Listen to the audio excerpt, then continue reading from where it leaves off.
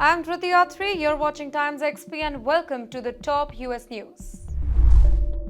The relationship between India and the United States has long been one of the shared values, growing trade, and increasing people to people connection.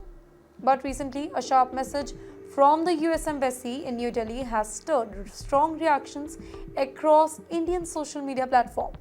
In a direct reminder, the embassy warned Indian nationals that overstaying a US visa could lead to deportation and, in some cases, a permanent ban from entering the country again.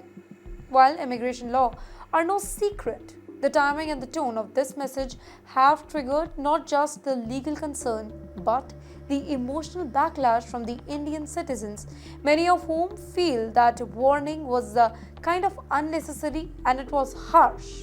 And also, this particular warning lacked diplomatic sensitivity. According to the official statement published by the embassy, individuals who stayed in the US beyond the validity of their visas will be subjected to serious consequences. Now, for Indian citizens, the message is crystal clear. Follow the rules, respect visa timelines, and avoid the shortcuts that we generally take. Even a fewer days of overstay can have long-term impact, whether one is a student, one is a tech professional, a tourist, or even a business person. Staying compliant with the US immigration law is now more crucial than ever. So, as the political wind shifts in America and immigration comes under the sharper scrutiny, Indian travelers must be ready.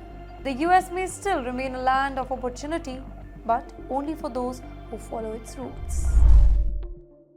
For years, many Indian families believed that sending their children to the US for a master's degree, specifically in technology or engineering, would lead to a high paying job and a better life. It was almost like a set formula. Study hard in India, get into a good US university, and then land a job with a $200,000 salary in the tech industry. But now, that particular dream is becoming harder to achieve. And Indian parents are being warned to think carefully before spending huge amounts of money on foreign education. One of India's very well-known startup investors, Rajesh Sawhney, recently shared a very strong message to the Indian families. He said clearly, this trick doesn't work anymore. According to him, the path of doing an MS in the US to get a big tech job is no longer a sure shot success. Many IIT graduates and other top engineering students used this formula in the past, but now things have changed in the US. But the real question is, why is this happening?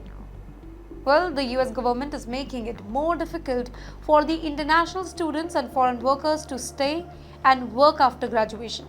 The H-1B visa, which is commonly used by the Indian tech workers, is now harder to get.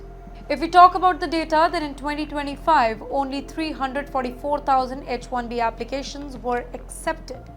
By the way, it was the lowest in last 4 years. The selection process has become stricter and the cost of applying has gone up.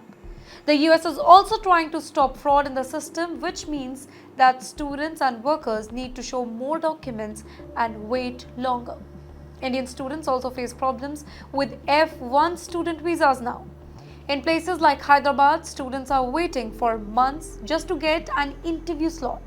And on the top of that, the US is thinking about cutting down the OPT.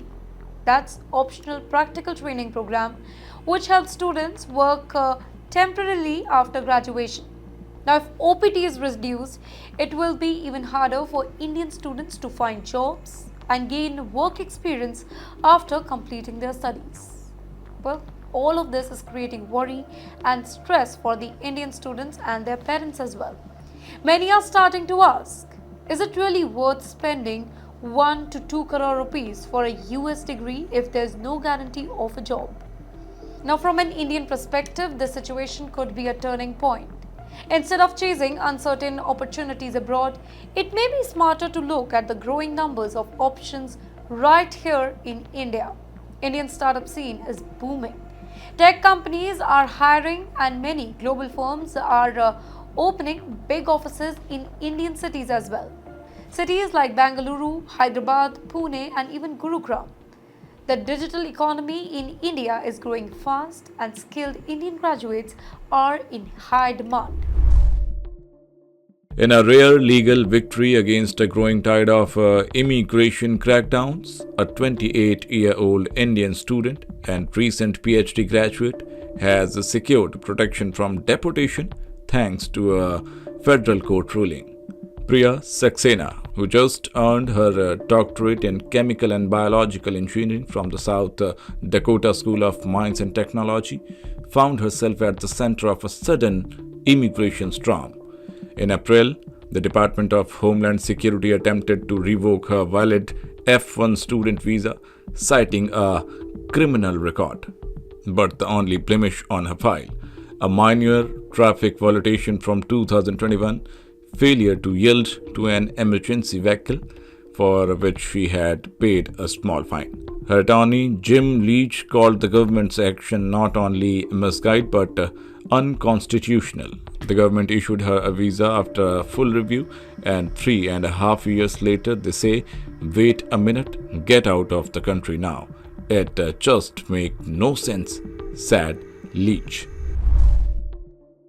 In many parts of India, people still visit temples to pray for their visa approval, and that too of the United States. One such temple is the Chamatkarik Sri Hanumanji Mandir in Western India.